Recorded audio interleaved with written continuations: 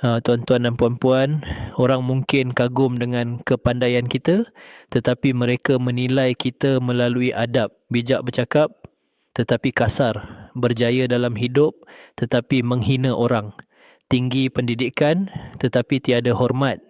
Akhirnya orang bukan kagum tetapi menjauh kerana sikap kita sendiri. Realitinya, adab adalah nilai sebenar seseorang manusia.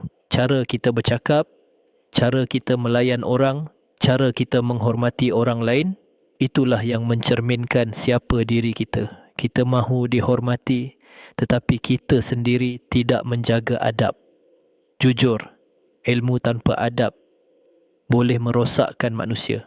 Kalau hari ini kita rasa diri hebat, tetapi adab semakin hilang, jangan terkejut bila orang mula hilang hormat pada kita. Dan yang paling menyakitkan, kadang-kadang bukan kekurangan kita yang menjatuhkan maruah, tetapi sikap dan adab kita sendiri. Kerana hakikatnya, manusia yang tinggi nilainya ialah manusia yang tinggi adabnya. Jom semua ahli masyarakat, kalau terasa pedih itu tandanya hati kita masih mau berubah. Ayuh kita jaga adab dalam setiap perbuatan dan percakapan.